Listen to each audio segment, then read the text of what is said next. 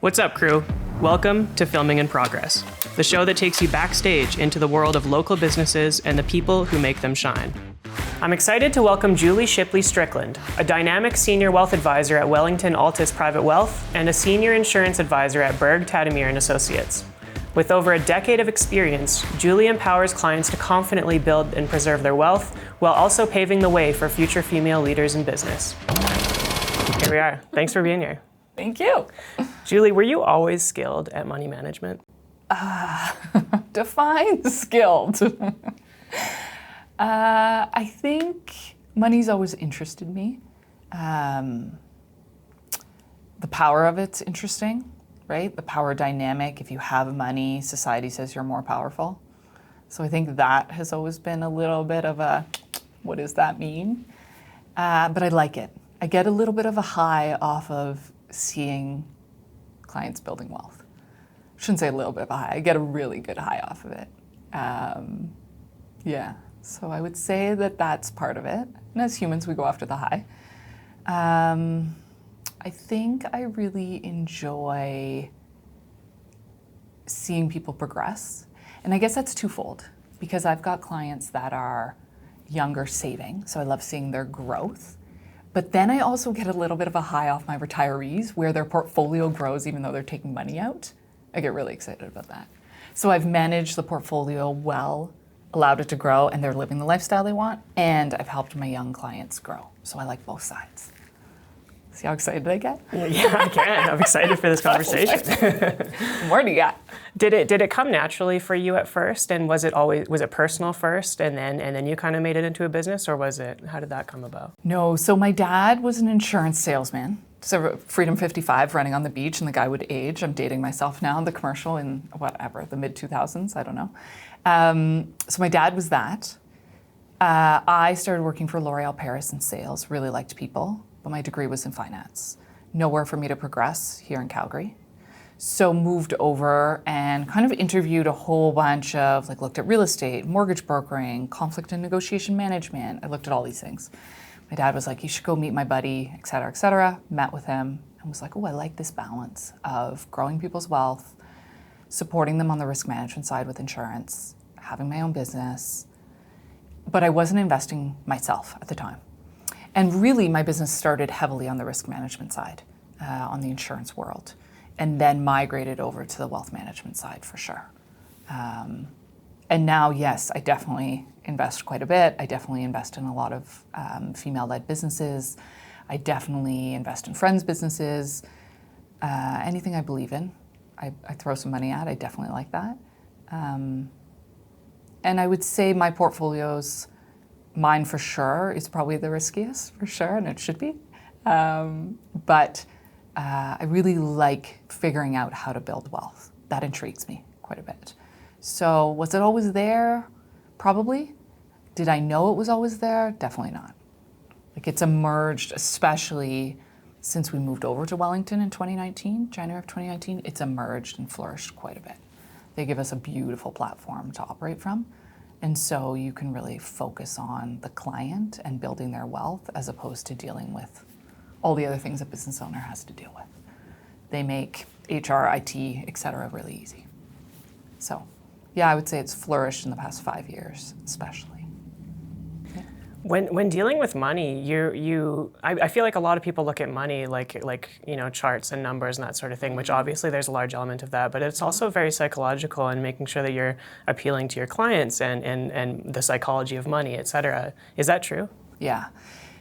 Investing is so interesting.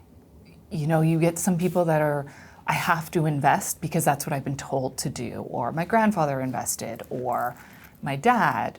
It's rarely my mom was an unreal savvy investment woman, right? That's just not the way we've all grown up. It's changing and emerging, and that's amazing, but that's not it.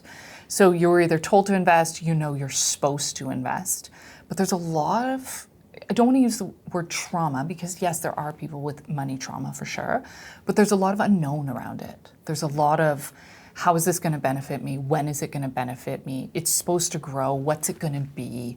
What do I need in retirement to start retirement? So it's tricky to say there's one piece that's psychological. I think the whole thing is.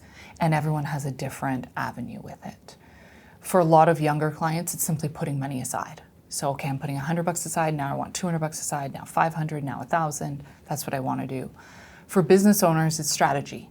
So do I keep money in my corporation? Or do I pay it out and invest in an RSP? How can I use my TFSA? Corporate investments. How do I strategically invest within my corporation for tax efficiency? So that's the psychology that they have. And then my retirees, it's different, is how does that nest egg stay whole, right? So you've got a couple $1,000,000, you're retired, you've got no other way to make money, so your money's really got to work for itself. So how much can I take out? What can I live off of? So the psychology is there, it's just different for whatever stage of life you're in.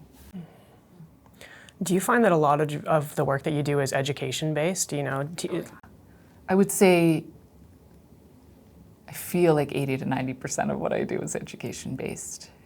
There's a lot of financial information out there that's slightly skewed or misinterpreted. I think knowledge is so easy right now, right? There's a financial influencer on TikTok, there's tons on Instagram, there's tons everywhere. It's at your fingertips. But is it always right? I'm always surprised how very educated clients that I work with sometimes have something totally wrong. And I'll give you a great example, the TFSA. When that came out, everyone was like, well, that's a savings account. Sure, but the tax-free savings account is actually an investment account that we want to use for your retirement. It's not a checking savings account. That's not how we want to use it. And on top of it, it stretches. So we really want to use it for investment. The catch, you don't want anything super risky in it because if you lose money, it also contracts.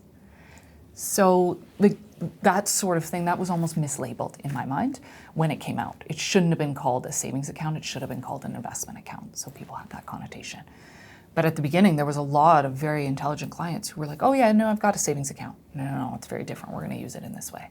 So I did definitely educate quite a bit. But I love that. That's the best part, right? Someone learning and being able to grow their wealth because they actually have the proper information. Awesome.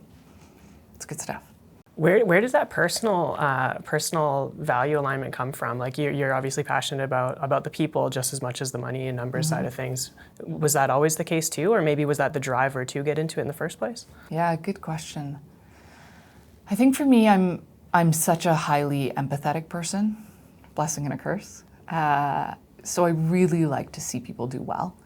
I really feel when people are feeling good and I can really feel others' energies, let's say, right? That really rubs off on me. And so I think for me, the idea that, something that's so tangible, everyone needs money, everyone needs to build wealth, everyone wants to build wealth, to be such an integral part of that, really, I love, right? Nobody's mad when they've made money, or I don't know, I've never experienced anyone being mad. Although I do have a couple clients who get angry with me when they owe taxes on that. I can't win with them. Yeah. If I make the money, they owe tax, they're mad. If I don't make the money, I didn't make the money, so then they're mad. And when I say mad, I mean they call me and make funny jokes.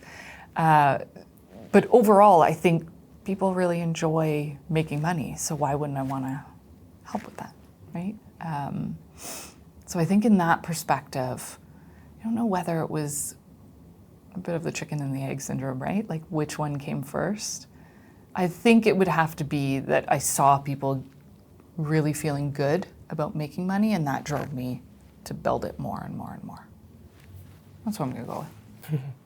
When you talk about like attraction of clients, right? There's so many different methods. There's also, as you mentioned earlier, there's so many different experts out there, whether it be on TikTok or true experts, or maybe the experts are on TikTok, whatever the case may be. Yeah. How do you differentiate yourself? Yeah, such a great question.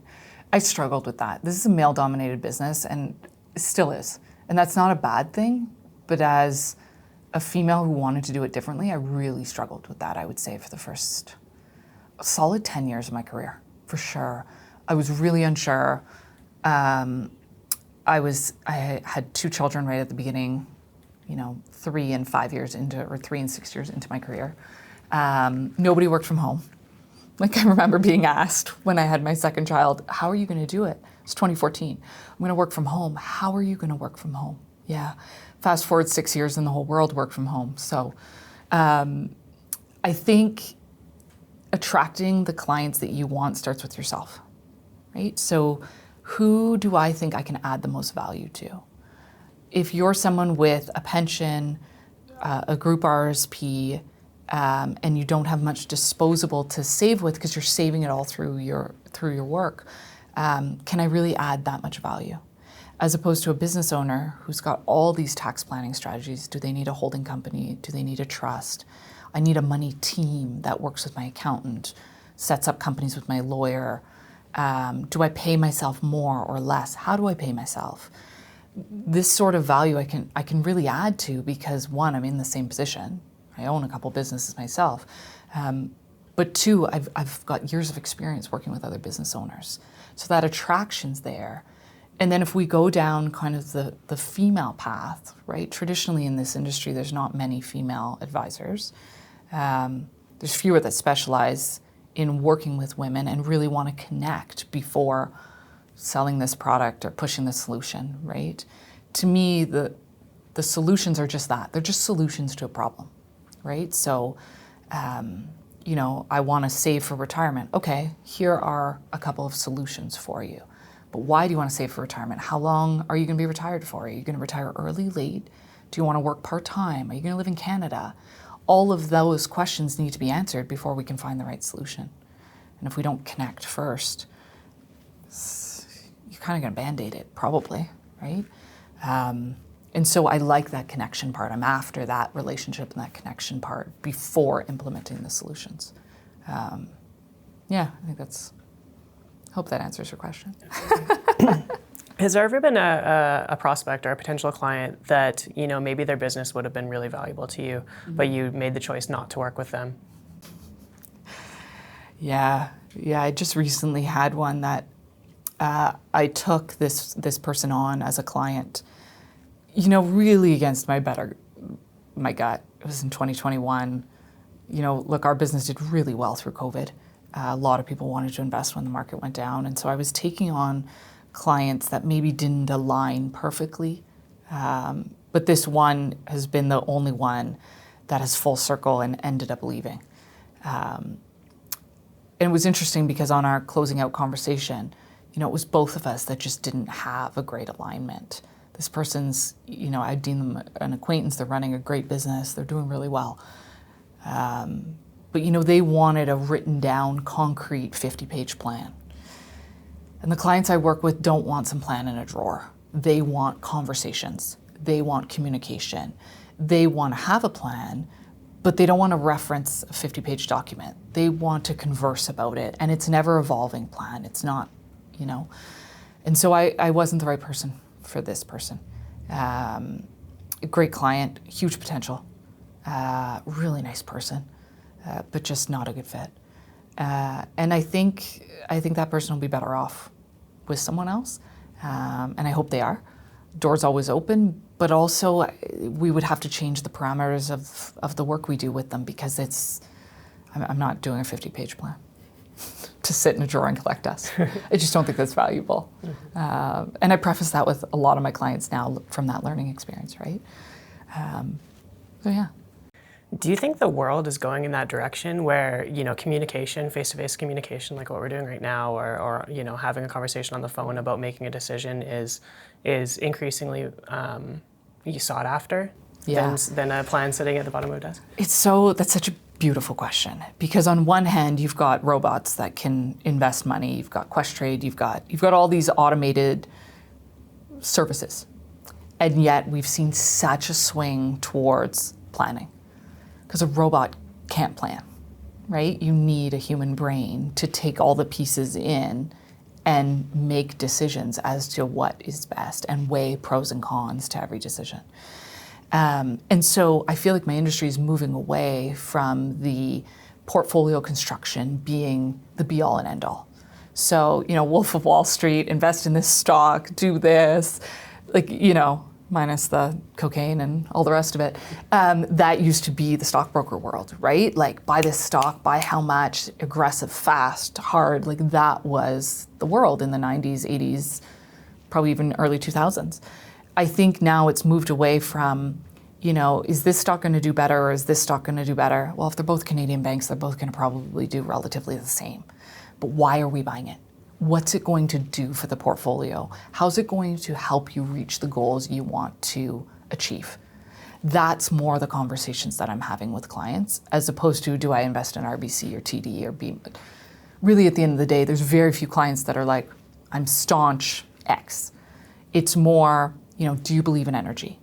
Do you believe that fossil fuels is actually the path to greener energy?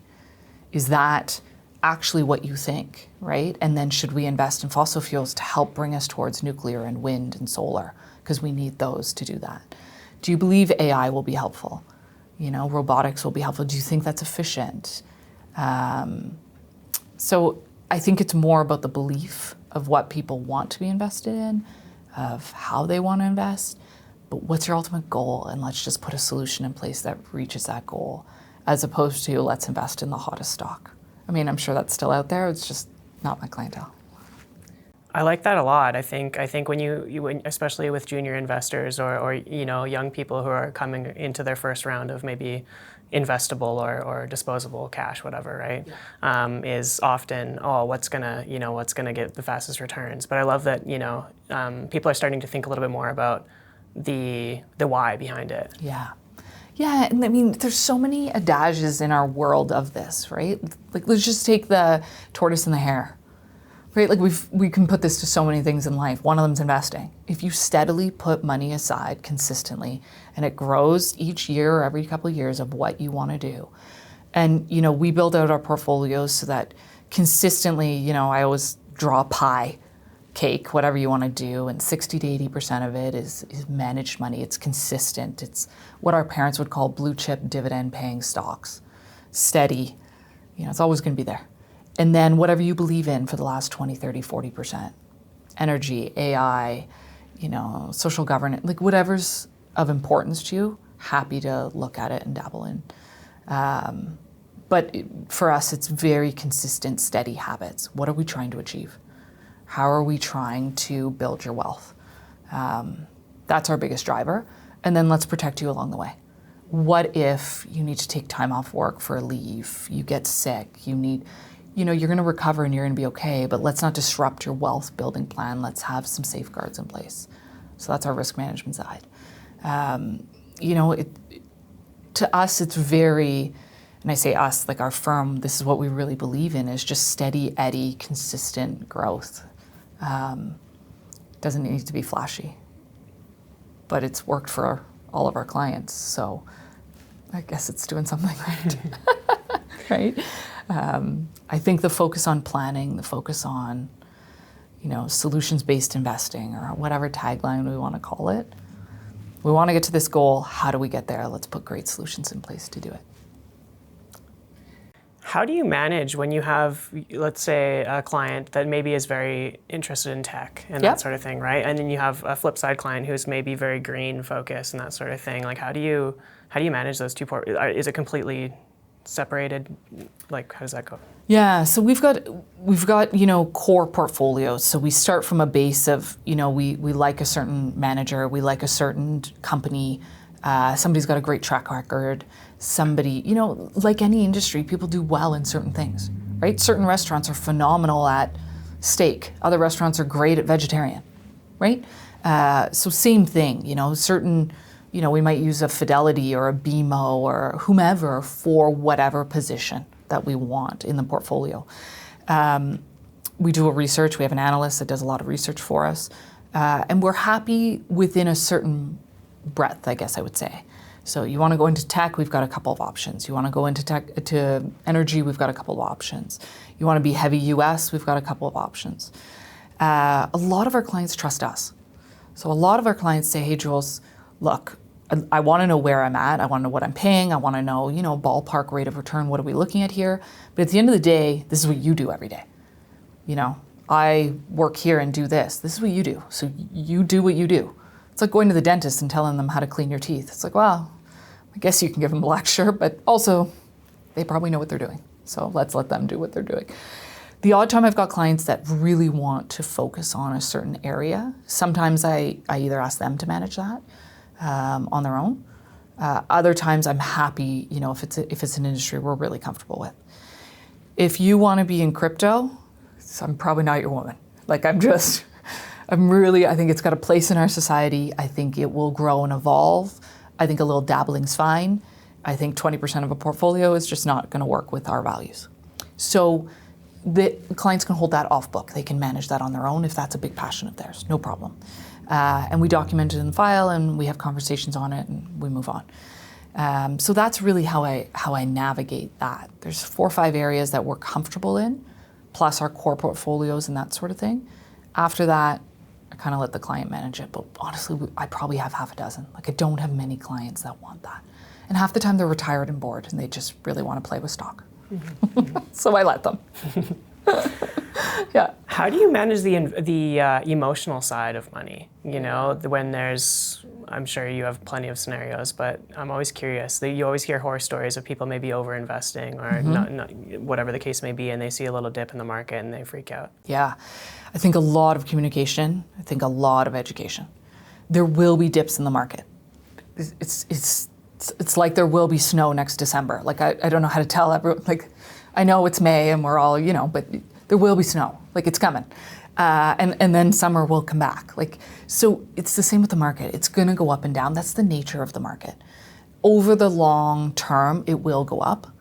But there's no reason for anyone to lose their shirt in the market if you're well diversified, if you're in a good portfolio. So the education that we constantly give clients is, no, we're not going to hold 60% of your portfolio in a volatile industry. That's just not what we're going to do. We're going to hold 60% of your portfolio in a really boring industry. It's going to be real nice. You're going to make 6, 8, 10, 12, whatever the industry is, but it's going to be steady and consistent. We don't need to lose 40% in COVID we don't need to do that. We can mitigate some of our downside protection.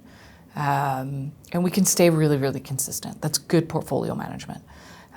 So that's not something that I sit there and I'm super fearful of. We educate our clients that, yes, there will be down. This is what we will do.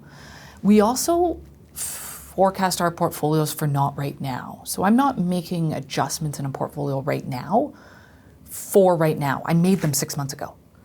The adjustments I'm making in a portfolio right now are, we all know interest rates will lower at some point. Nobody knows when. Could be June, could be September, could be December. We don't know.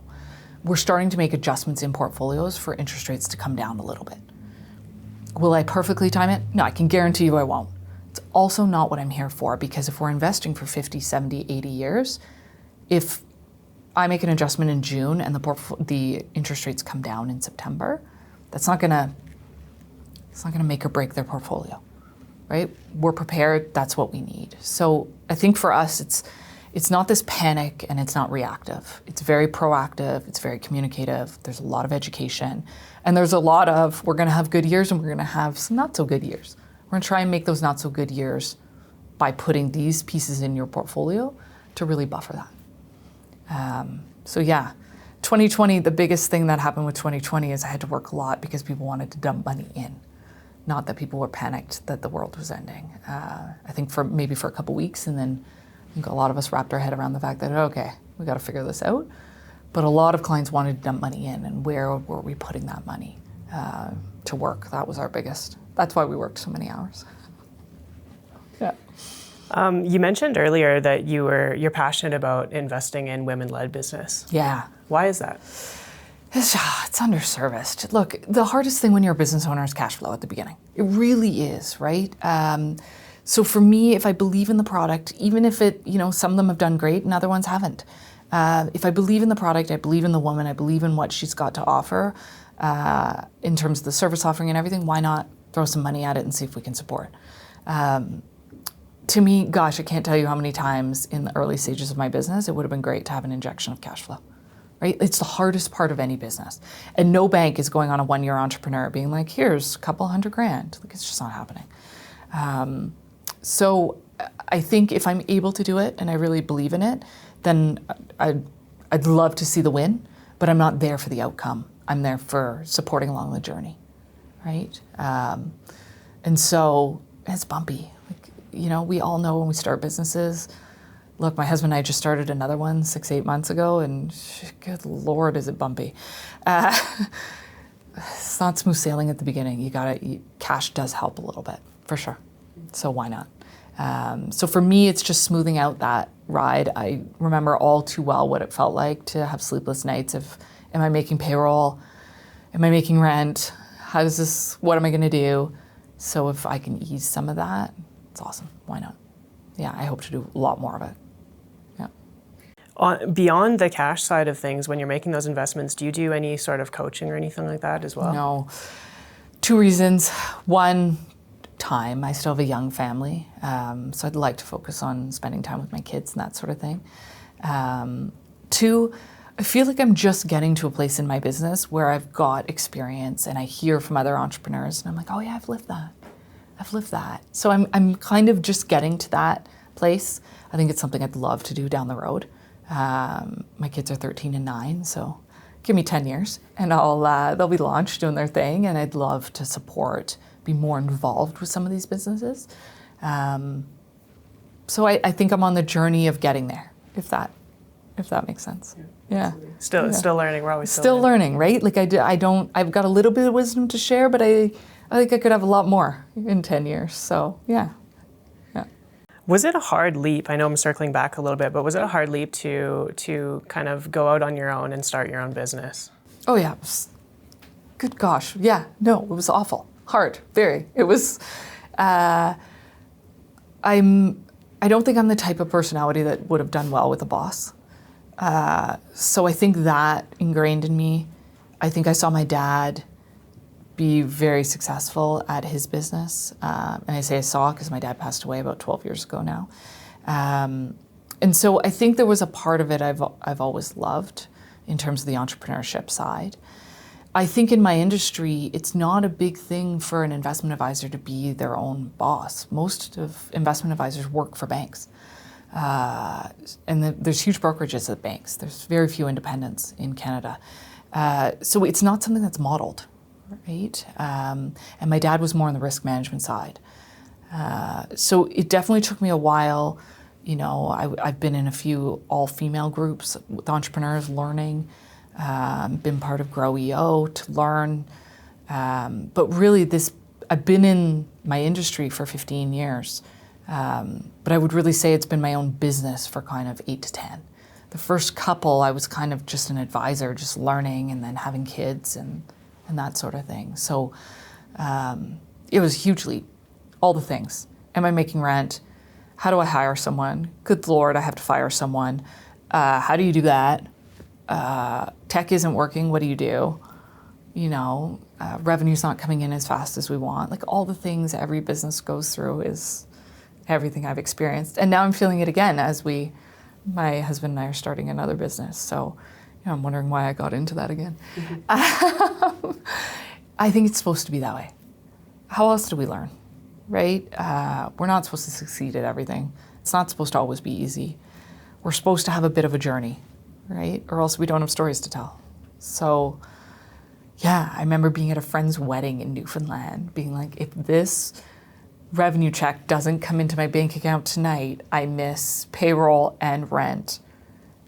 And staying up till 2 o'clock in the morning for it to equal timing back here in order for me to see it land.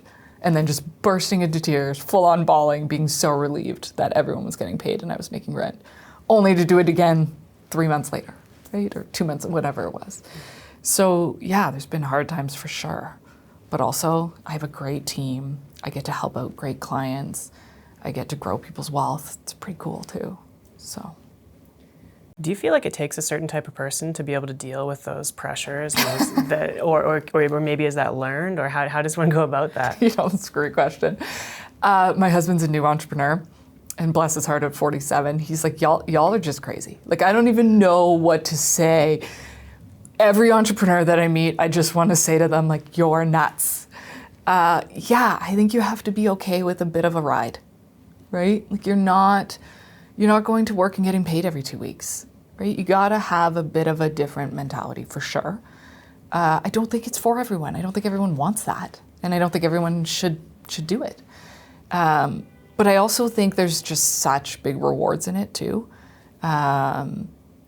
Yeah, there's highs and lows, and sure, over time we probably want to mitigate how low the lows get, and how high we probably want to, bring it more into, make it like this instead of like this.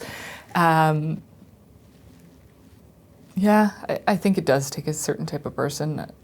I don't know what the characteristics are of that person. I definitely think someone disciplined, probably with some patience, maybe with a little bit of crazy in them.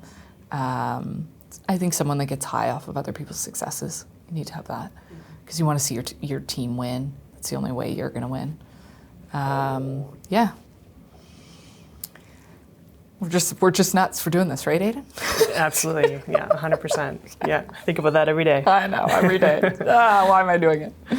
Do you, you mentioned that your dad was a successful entrepreneur. Yeah. Did you learn a lot from him? Yeah, I mean, a lot of people say I'm exhibiting as I'm getting older more and more signs of my dad and mannerisms of it. My dad passed away when he was 58. He was diagnosed with Lou Gehrig's disease, ALS, at 56. So I was 28 when that happened, and pregnant with Avery. And so, when you're 28, you definitely see success and you definitely know it. But at 42 now, it's a whole different ballgame. I've lived some of what my dad experienced, right? My dad was a very successful entrepreneur. He did great in his realm. He serviced his clients so well. I think the two biggest things I learned from my dad's business, one, he had the same team for an obscene amount of years. One of his assistants was with him for over 30 years. The other one was like 18. Phenomenal gals who worked with him. So the importance of team in those relationships was so ingrained in me, and that's all I've really wanted in my business. Two, the loyalty. So his clients, no matter how big or small, wins or losses, he was with them. And so I think that loyalty really taught me a lot. And so I think as long as clients are a good fit and it's a mutually great relationship, business relationship, I think for me, long-term clientele is awesome. Yeah, I love seeing that. So those are two things I definitely took away. My dad always said, "This too shall pass."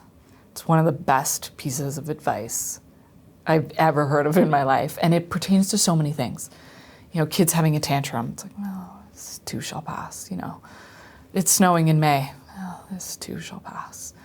A client's having a difficult day or a challenge. This too shall pass, So I find it a piece of advice I lean on weekly.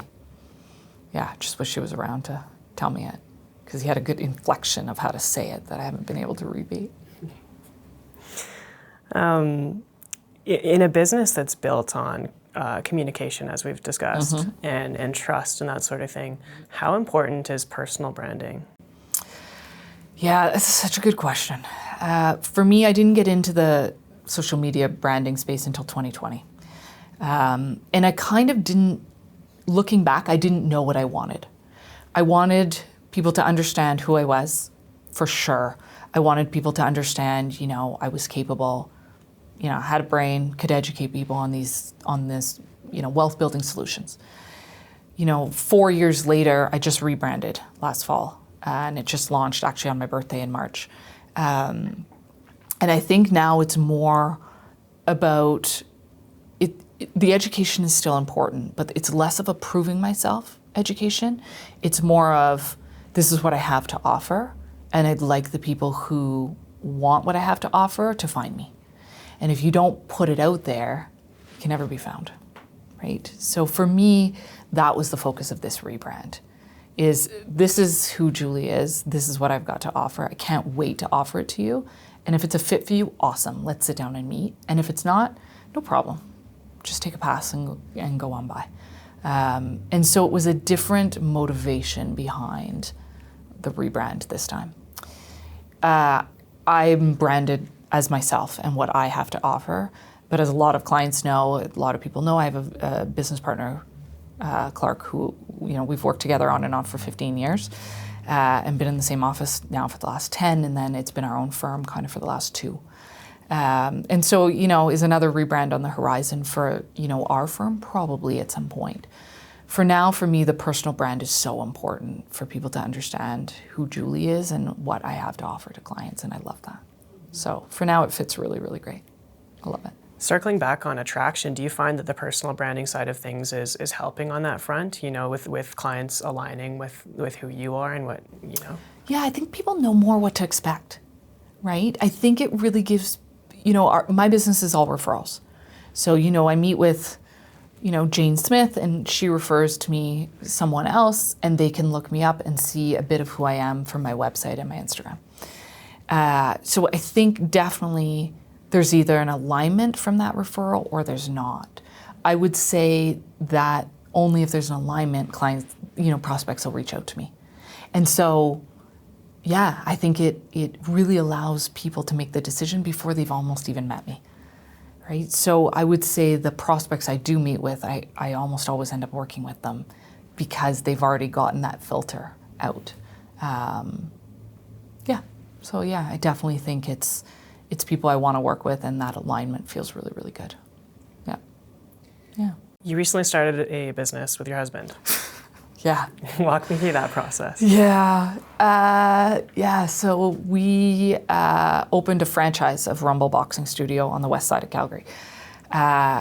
Curtis, my husband's been in energy for 25 years, very successful in energy. Kind of felt that he had, lived the life in energy, and he was kind of done with it, to be honest. Great career, loved the people he worked with, grew a lot, but just wanted to try something different. Talk about a 180, running a gym. Look, the owners of Rumble Boxing we're friends with, they're great people. I'm a big fan. I box still on 17th Ave with one of the master trainers there. And we really wanted something different, for sure.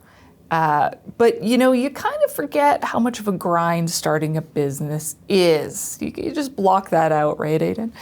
And so it's been a steep learning curve, big change for my husband. Kurt is very talented. He's very good with people, very good at operations. He's very good at motivating people in a very empowering way. He really doesn't do it for them. He really wants them to learn and grow for themselves, because that's sustainable. Fish for them or teach them how to fish type mentality. So he's had to navigate that while fishing for them at the beginning. And so I think stepping in and out of that's been challenging. I think for us, we've grown even closer. Him and I are super tight, and it's been awesome discussing strategy. It feels like it's taking over our life sometimes, but that's okay. I think having the kids see us do that has been a really cool learning experience for them. Lots of talks on, why is there so much talk of Rumble in the household and what's going on? But I think it's good for kids to see building a business and the ups and downs and the strategy. It hasn't been easy, for sure, but it's not supposed to be. And I think for me, my biggest struggle with it is I just want to fix it and help. And, I had a coaching call this morning with my coach on this. I just want to get in there and be like, how can I support and help, and can I do this? And I really have to let Kurt have his own journey with this. He stood by my side while I was building my business, and I kind of have to do the same, right? And support him. And I just want to do it for him and help, So I would say I'm definitely struggling with that in terms of how can I stand beside him as a partner and a wife and encourage him and support him, but also let him live his own journey with this. Because if I get in, it's going to be my way, and that's not his way, and that's not what we're supposed to be doing here. So, learning curve for all of us. The positives of it, God, our team's awesome there. Just great people, their stories, what they have to offer our clients there. It's awesome. It's a really cool space. We had Holland Design do it. They're awesome humans. Jamie and Jocelyn. So it's a beautiful space. We love it. Community that we're building there is awesome. And we just brought in, Parkinson's Society. We just brought in, so many different groups, sports teams. It's just such a breadth of people that can come in there. We've got kids boxing on Thursday afternoons. We've got summer camps. And now we've just got an arrangement with an old folks home, and they're going to come in and do some exercise twice a week. So I just love, from 8 to 80 is in our studio, right? That's pretty cool. How many businesses can say that they service a clientele like that? That's awesome. But like anything, cash flow's hard. Gaining new clientele is hard. Letting people know that you're there, right? It's tricky. Gyms don't do great in July, August. Everyone wants to be outside for our 8-week summer. So, we know we've got some bumps on the horizon, right? So it's navigating it all, staying positive, not letting the day-to-day dips drag you down, I think that's what's on our brains all the time. But leaning into the positives, that's what I like to do. I think I'm good at that. So I want to stay focused on that. A lot of people have this conception, I think, that starting a second business is kind of rinse and repeat. If let's say you've had the first one that's successful. It's easy, right? Yeah, easy peasy. Yeah.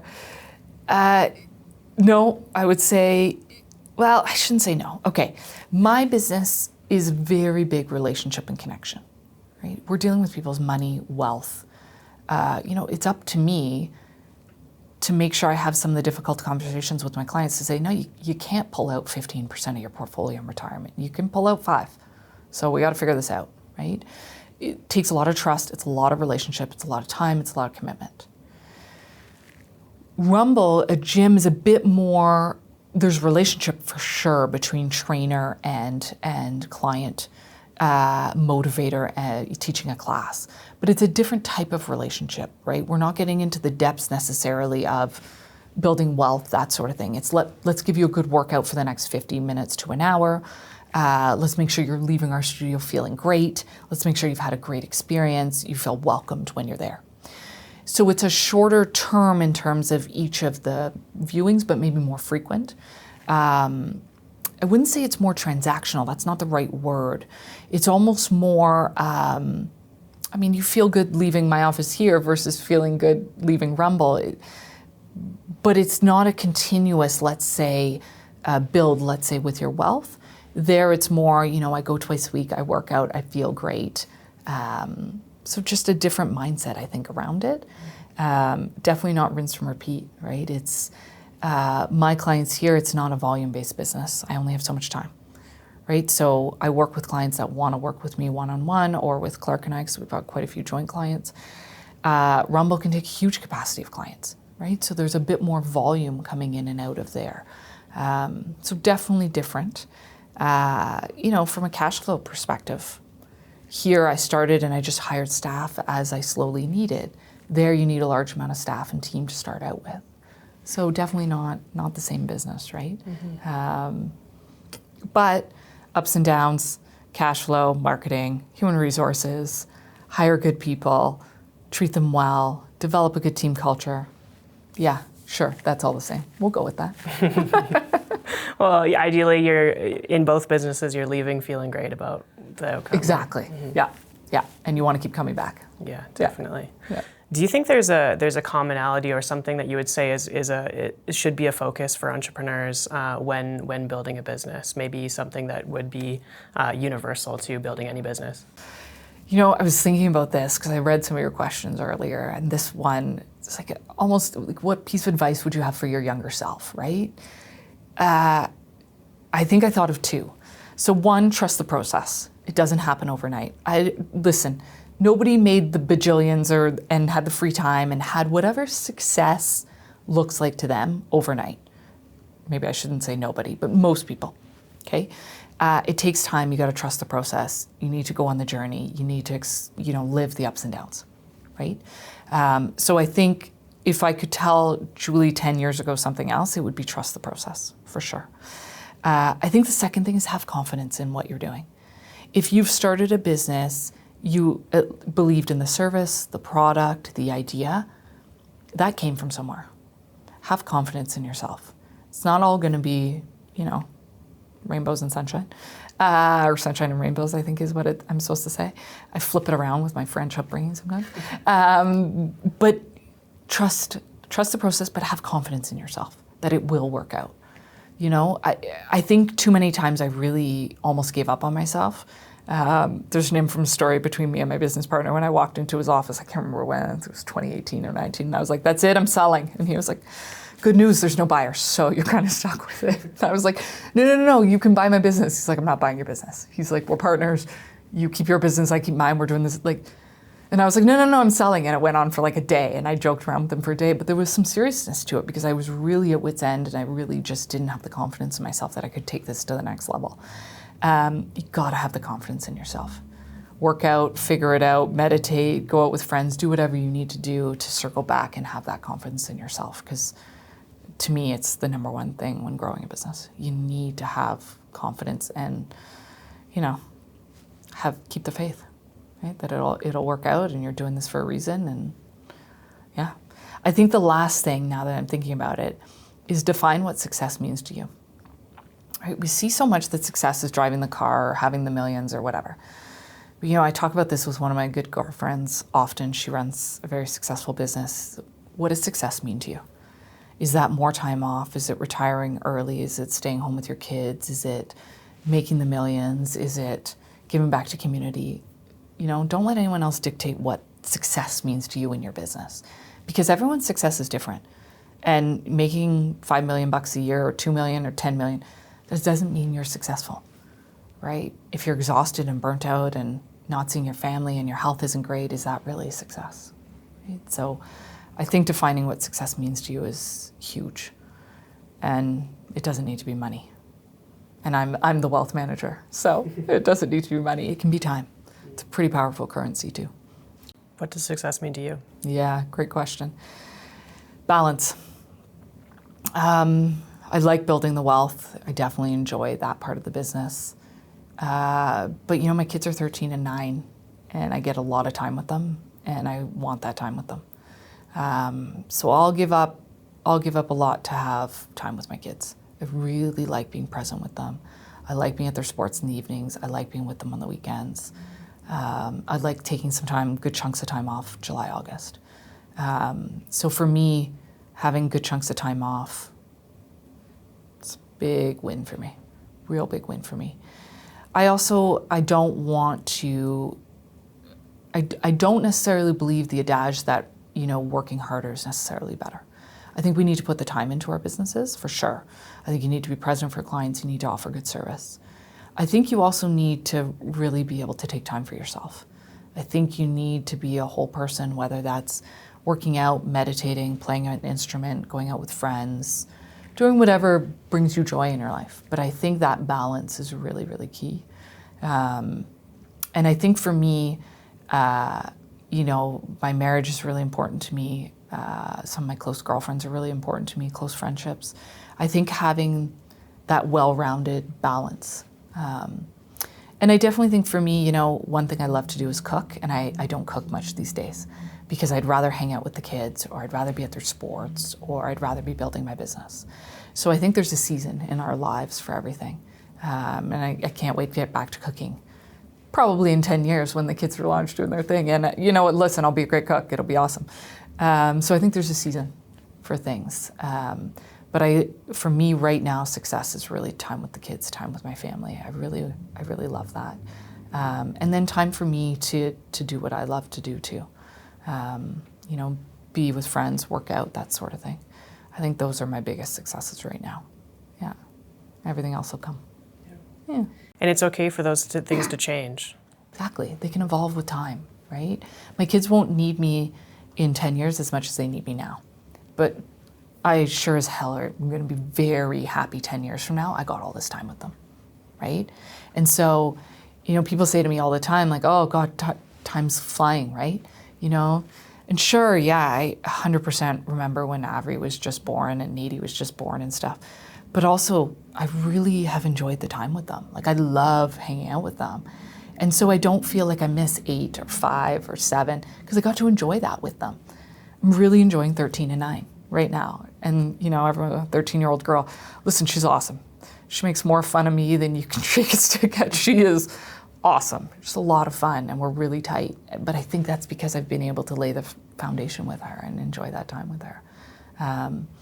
So for me, that's big wins right now. And that'll evolve. I think my relationship will always stay close to my children. That's a big value to me.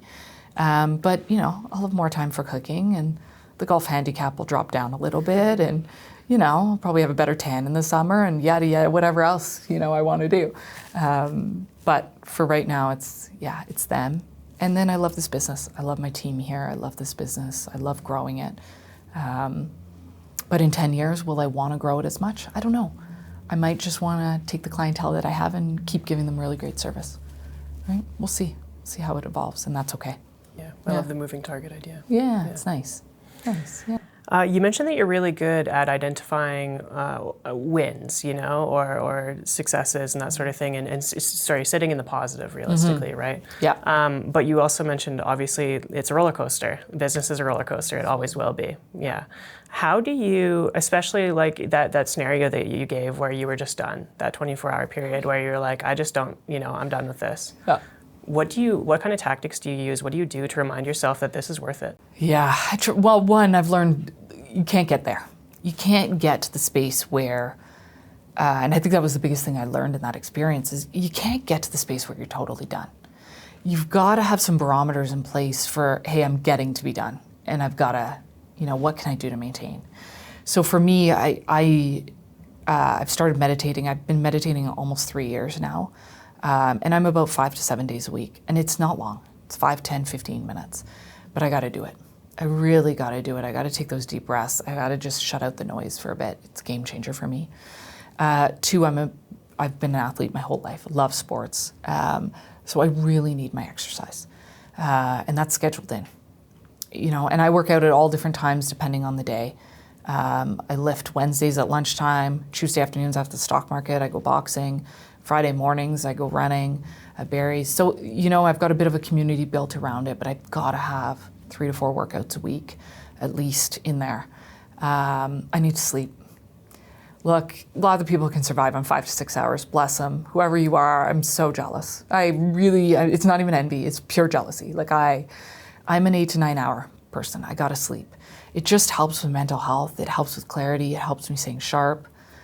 I have to eat well. For me, that really involves, I'm not a big breakfast early morning gal. I really like eating kind of noon till about 8 o'clock at night. I eat dinner late. I grew up eating dinner late. Half my family's French. That's just what we do. And that works for me. So I think some of these habits and routines that I've gotten into keep me so I don't get to a place anymore where I'm so overwhelmed with everything that I can't, I can't see the forest from the trees type thing. So I think figuring out what habits really keep you in check help. I do have a couple coaches, really rely on them for support because it's a roller coaster. And sure, there's still going to be some dips and you need some support there. Call in an extra coaching session for sure, that helps. I think a bit of life experience helps. You go through a little bit of the shit, for lack of a better word, and you come out on the other side and you're like, okay, maybe I could do that again. Don't really want to do it today, but it's going to come, right? So like the stock market, like everything, it's ups and downs. So maybe a bit of awareness that it's going to come back. Let's try not to make it as deep as it last was. Let's try and make it a little bit less. And it'll be a bit easier. But that's what we learn from. How do we share the experience? How do we grow? How do we evolve without experiencing some of that? It's all part of it. So I think trying to keep that perspective is helpful too. Mm-hmm. Yeah. Maintaining those boundaries, I find, is often a big one for, new entrepreneurs specifically when they're very gung-ho and they know that they need to do these things to stay healthy and stay mentally clear and all these things, but it's just as easy to say yes to the next opportunity and work yourself to the ground. Yeah. How do you maintain those boundaries? How do you learn to say no? Yeah. I think you pick one or two. So I wouldn't say I was sleeping great, eating well, exercising regularly, meditating for 15 years, right? I always maintained a good level of exercise. For me, that was, if all else fails, and I worked out some nights at 8 o'clock at night or 8:30 at night for 30 minutes. Like for years with the kids young, we would put them to bed at 7:30. I hate working out at 8 o'clock at night. It's the worst. Also, when else could I do it? I was working from 8 in the morning till 6 at night, then I'd get an hour and a half with the kids, put them down, and then I'd work out. So find ways that works for you and realize it's all a season. I don't work out at 8 o'clock at night anymore. You couldn't pay me to work out at 8 o'clock at night anymore, right? It's all a season. right? I'm also not great exercising in the morning. I do it once a week on Friday mornings because a crew of us goes to Barry's. We have a great time. But like, I'm not a 6 a.m. workout gal. That's just not me. I just don't love that. I love noon and into the afternoon. That's when I thrive. So, know yourself, learn yourself. It doesn't have to be conventional. I can't tell you how many clients, when they find out that I work out just Tuesdays from 2 to 3 p.m., they're like, oh yeah, she works out 2 to 3 p.m. I also work till 6 on Tuesday evenings, but I need that hour in order for me to function great till 6, right? So, do what works best for you. It doesn't have to be conventional, but pick one. Mm-hmm. So for me, it was always exercise because that was the biggest one. And then for me, sleep came really quickly because I really realized I couldn't function on 5 to 6 hours. And maybe I was eating out too much, but at least I was sleeping well and at least I was exercising. And then my business grew again and then I could focus on something else. It doesn't all have to be done at once.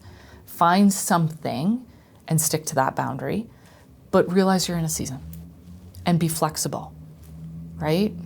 I don't work out on weekends much because I want to hang with the kids. Now the kids are older. Guess what we can do together?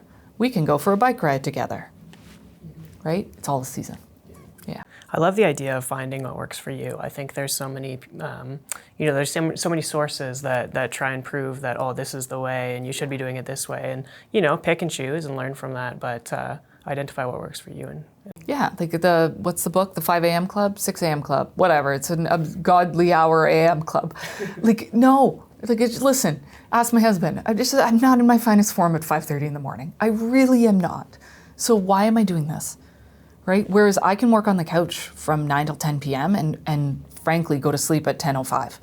It's just how I roll. So figure out what works for you. Nothing's right or wrong. But you don't have to be part of the 4, 5, 6, whatever a.m. club to succeed. You don't. Find what works for you. You'll be way more productive at it. We all have good times of the day. Absolutely. Yeah. What's next for you? Well, I'd really like this rumble to be rolling here, So we've got a few new strategies happening there. We're gonna get that rolling to a little more comfort level over there. I really like the community there, so I'd like to spend a bit more time. Business for me, we're growing quite rapidly. We were over 30% last year. We're over 40 Q1 year to date this year. So we're growing and I'm loving that. I'm really, really loving that. We have 2 junior advisors that I'm really enjoying spending a lot of time with and growing. One of them is my youngest brother, so that's pretty fun. And then I want to be spending a good amount of time with the kids. So for me, it's planning trips, planning time off, really scheduling myself so that I can be with the kids because they're fun. So some more travel for sure with the kids is definitely on the docket. We got a few fun trips coming up, so I love that.